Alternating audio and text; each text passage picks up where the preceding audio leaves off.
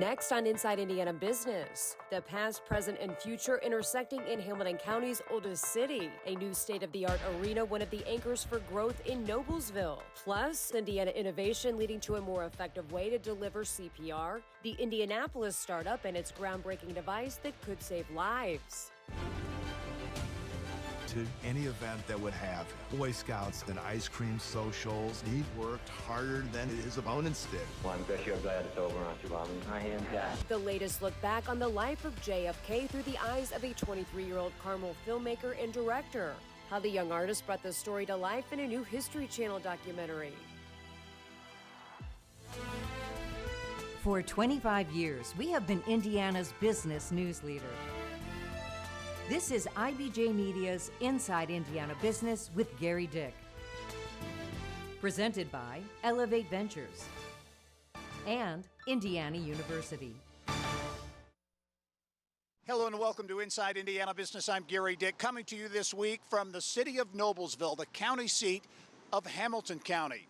This is Hamilton County's oldest city, and a stroll around the city's historic downtown square reveals a community rich in history and also committed to preserving that heritage. But the winds of change are blowing here. And like its high-growth neighbors, Fishers, Carmel, and Westfield, Noblesville is embracing an ambitious plan to shape its future. 1, 2, 3. All right. Ground was broken this week for the Noblesville Event Center, a 3,400-seat arena that will be the future home for the Indiana Pacers G League team, in addition to entertainment, meetings, and other sporting events. And part of a much bigger picture here, the arena is a signature anchor for Innovation Mile, a 600-acre live-work-play development along I-69 that already includes a Borg-Warner Research Center and the $28 million Joint Replacement Institute. To be here at the foot of Innovation Mile and the home of entrepreneurial companies and companies that are looking to innovate and do things differently couldn't be more consistent with what we're trying to do with the G League. Noblesville Mayor Chris Jensen says as the city celebrates its 200th birthday, year when it was at its original location, the time is right to chart the future with big ideas. At the end of the day, we've seen what communities can do when they play in this space. And at the end of the day, this is going to bring tens of millions of dollars of annual economic impact to Noblesville, which is thus going to continue to buoy Hamilton County's growth and Central Indiana's growth. So we're certainly going to have some stake in the game, and basketball, in my opinion, in the Hoosier State is a great place to start. Our downtown square with the White River running through it is the bread and butter of our community. Out on the east side, where the Pacers are going to be calling home, is really an opportunity for innovation, for growth, for entertainment. I believe we can have both of those in Noblesville while maintaining our historic core, which is what everyone loves about our community. Jensen says Noblesville's next chapter is about competing for investment and talent, and he knows his city is not alone. There are other communities that are in this space with us. We have all sat down and thought about that strategically. Our arena is a different size than maybe our neighbor's arena as they attract different amenities there. So Indianapolis and Central Indiana has to start thinking like a region. This isn't Noblesville versus Fishers versus Westfield and so on. This is Central Indiana competing around the Midwest and around the country and globally. Well, Mayor Jensen mentioned others in the region in the sports game. Less than 10 miles to the east of here, construction continues on a 200,000 square foot sports and event arena in Fishers. The $170 million venue, which will be able to seat up to 8,500, will be home to the Indy Fuel hockey franchise, as well as a new indoor football league team, both owned by Fuel owner Jim Hallett. Construction on the Fishers Event Center expected to be complete at this time next year. Well, coming up next, I will be back in studio with a look at a device that is transforming the way CPR is delivered. In the business of health, meet the entrepreneur, physician, and engineer of Indianapolis-based startup Compact Medical, who says they've created a smarter CPR device, and see how it works. Gerry, it is your buddy, Pete the Planner, Peter Dunn. In fact, when I was on your show, the first television show I was ever on, 2006, January of 2006, I was simply Peter Dunn. You've meant so much to me in my career. You've meant so much to Central Indiana and Indiana as a whole in the business community. You were well respected.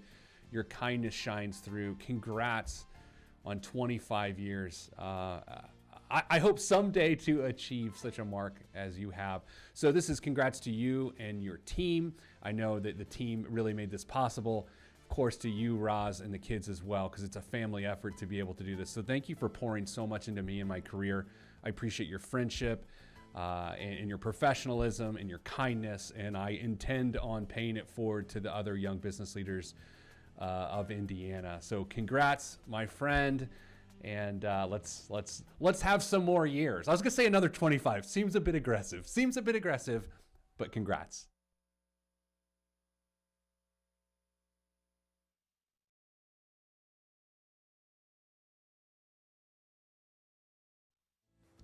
An Indianapolis-based medical device startup on a mission to create a smarter CPR just got $1 million shot in the arm. Business of Health reporter Kylie Valletta here now with more. Kylie. Well, that's right, Gary. Good news for them. The National Science Foundation just awarded the startup a $1 million Phase 2 grant to help commercialize its device called the Butterfly BVM.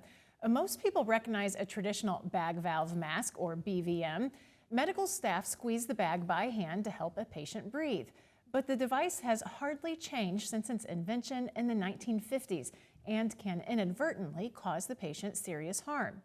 Dr. Jonathan Merrill and Adam Scott co-founded Compact Medical to launch the Butterfly BVM for what they call smarter CPR. Traditional BVMs can inadvertently deliver too much air or pressure based on how the lifesaver squeezes the bag, which can cause a popped lung. The startup says 2 dials on the Butterfly BVM are groundbreaking. One dial selects from 13 settings ranging from infant to adult to deliver the correct amount of air. The second dial also keeps pressure in a safe zone. To manufacture the device, which opens and closes like butterfly wings, the startup is partnering with the Hope Center Indy, a faith-based not-for-profit for women escaping human trafficking. Women who are living on the campus and learning job skills will assemble the Butterfly BVM, which the startup says is a meaningful way to bring its product to market. We certainly had the option to choose a different contract manufacturer in the state and create high-paying jobs there too. But to me, it's particularly meaningful to think that there's going to be someone coming from a truly desperate and terrible situation in life who can now build the Butterfly BVM and get paid a very good wage doing it and build her resume and get ready to then go on to whatever the next thing is in her life. To me, that's just fantastic. EMS World Magazine recently named the device as a finalist for an award that recognizes new products that have the potential to transform EMS care.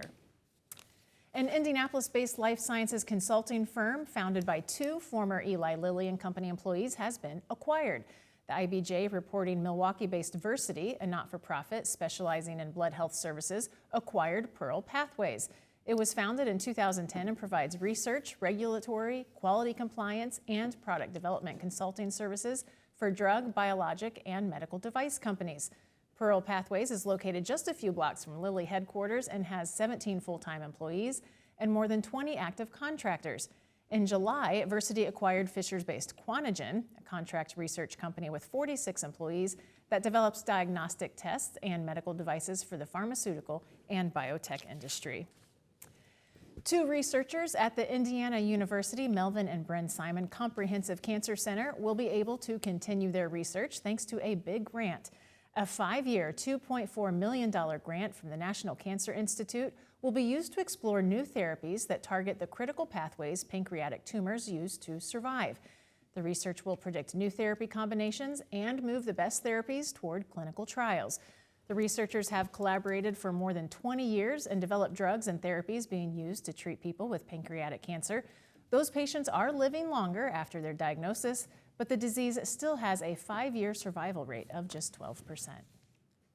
Now, Kyle, I got a chance to meet the Butterfly BVM folks at the Raleigh Innovation Conference, the Elevate Ventures Conference. Neat company, neat idea, and as I understand it, they recently got a surprise boost from TikTok. Yes, okay, TikTok of all places. The founder didn't even have TikTok. He was on his way to the airport and his phone started exploding and he couldn't figure out why. Everyone kept saying they saw him on TikTok.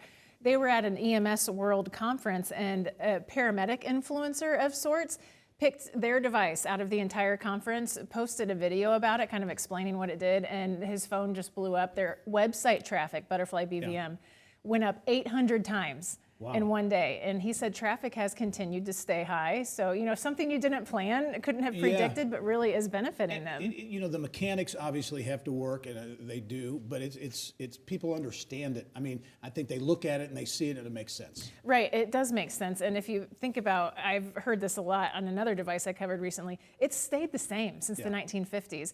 And he just says we can do better. He is a medical doctor. He sees patients, pediatric patients in Indy.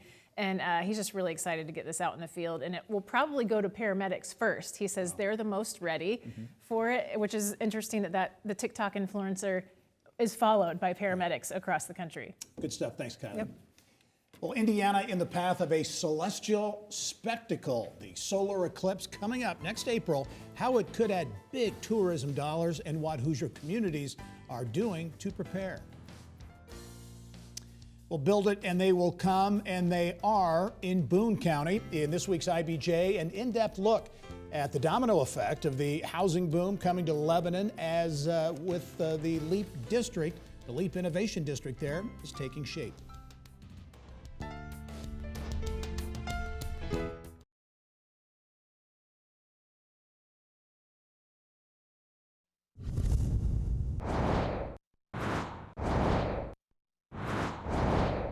Here's what's making news around Indiana, brought to you by the Indiana Association of Realtors, Indiana's 21,000 realtors, the neighbors you know, the experts you can count on.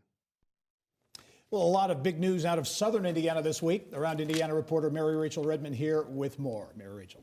Well, Gary, southern Indiana looking to cash in big time on a rare and what some might just call out of this world experience. I'm talking, of course, about the Great North American Eclipse that will happen on April 8th this spring. And it's expected to be quite the tourist attraction. Oh, this is just unbelievable.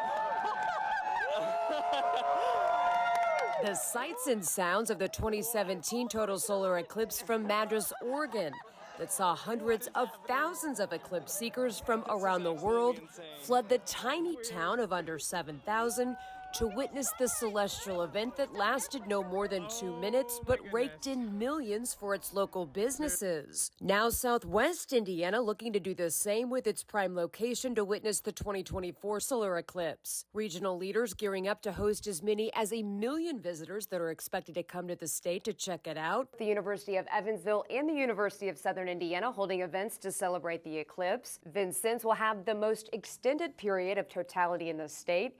The event so important to the city, Knox County has hired an eclipse director. And from looking up at the sky to now having more options to fly. Hopping on a nonstop from Evansville to Orlando at an affordable price, arriving just in time for spring break. Utah-based low-cost carrier Breeze Airways announcing it will offer flights to Orlando out of Evansville starting in February. The cost, $49 if travelers buy tickets before November 14th. Breeze was founded by JetBlue founder David Neeleman and has been operating since 2021. Just 20 miles east of Evansville, the city of Booneville getting a big-time boost with plans for a $75 million mixed-use development called The Edge that will feature a 140-room hotel, event center, retail, and condominiums. The project expected to create 100 jobs. A Vincennes-based startup is putting its money where its roots are. AgroRenew planning to build an $83 million processing facility in Knox County designed to turn food waste into eco-friendly bioplastics. Two companies with Indiana ties coming together over a bottle of wine. Fishers-based Arta Glass renewing its partnership with Oliver Winery in Bloomington to manufacture most of its wine bottles. Arta has facilities in several Indiana communities, including Dunkirk and Winchester. Now to northern Indiana, where layoffs could be coming for workers at Dwyer Instruments. Wakarusa-based Dwyer Instruments announcing plans to close its facility there, which could put 55 people out of jobs. New ownership for two companies in Fort Wayne. Michigan-based Huizenga buying Adaptec Systems, an engineering automation firm, and electronic manufacturer API Alliance. big growth on a global scale in Johnson County. Switzerland-based Inderson Hauser breaking ground on a $51 million expansion at its U.S. headquarters in Greenwood. The industrial equipment supplier expanding to house its projects and solutions unit, as well as space for early education and workforce development. The building will eventually house nearly 200 employees. Indiana farmers feeling better about crops and finances. Purdue and the CME Group's October survey showing nearly 2/3 of farmers expect land values to go up over the next 5 years. And Rose Holman in Terre Haute, one of only a dozen schools selected to compete in the National Battery Workforce Challenge. It's part of a program to put more workers in the growing EV industry. And best of luck to Rose Holman. Gerry? Absolutely. Lots of news from around Indiana. Thanks. Yes. All right. Well, coming up next, a new documentary on JFK and the young Hoosier talent behind it.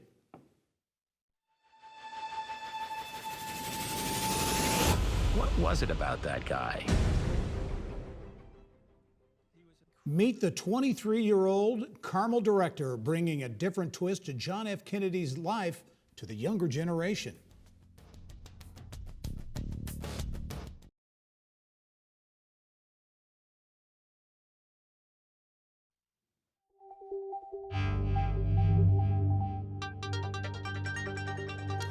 It's time now to go inside innovation. In Northwest Indiana, the quantum corridor is taking a big leap forward, and that could have seismic implications for the region and beyond. The corridor now links a data center in downtown Chicago with a data center in Hammond. It's a 12-mile stretch, providing fiber optic speed that supporters say is 1,000 times faster than traditional networks. It is viewed as a big moment for a public-private partnership that was created 2 years ago with the state of Indiana to fuel tech innovators, business, and academic researchers by utilizing ultimately some 260 miles of new and existing fiber buried beneath the Indiana Toll Road. Best road in the United States in the very near future is going to be the Indiana Toll Road, because our fiber is underneath the toll road, and we're going to have access and the ability to access the toll road in ways that weren't possible before. Central Indiana is really making a big pitch for life sciences. Purdue University really wants to be a national leader in these sorts of things. We're going to help them. We're going to help them connect back to Chicago and the scientists that are there in Chicago and in other places in the Midwest. We want to figure out a way to broaden it and go to South Bend, go to West Lafayette, go to Bloomington, go to military installations here. And that's what we want to do. The idea is to bring scientists to Indiana to have them do their research here. Dockage tells me the first transmissions of the quantum corridor achieved a speed of, get this, 500 times faster than the blink of an eye. Pretty amazing. Well, a lesson we learned on the next Business and Beyond podcast: don't doubt the talents of a young entrepreneur. A 20-something so curious and passionate about history that he uses his talents to create must-see documentaries about events that happened way before he was born. We found him. His name, Ashton Gleckman, a 23-year-old musician and filmmaker. Yeah, that's right, 23 years old, from Carmel. He's already got 3 documentaries under his belt, but this next one, which focuses more on the life and less about the death of JFK, launches this weekend on the History Channel. Ashton on what he learned during the filming. He does strike us as a very charismatic, extroverted kind of person. But when you actually dig into his real life and his personality, he was someone that was at his core an introvert. He famously, said this at a dinner party in January 1960. I prefer being on a plane and reading a book, instead of talking to the person next to me. I prefer eating dinner at my house and going out to a restaurant. He was someone that literally could spend days just immersed in books, reading book after book after book. He was a speed reader, so he basically would get through 10 newspapers every single morning.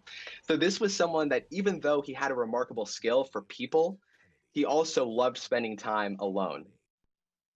The Kennedy documentary premieres November 18th. It begins November 18th on the History Channel. Much more fascinating conversation with Ashton Gleckman on the next edition of the Business and Beyond podcast. You can find it starting Monday at InsideIndianaBusiness.com.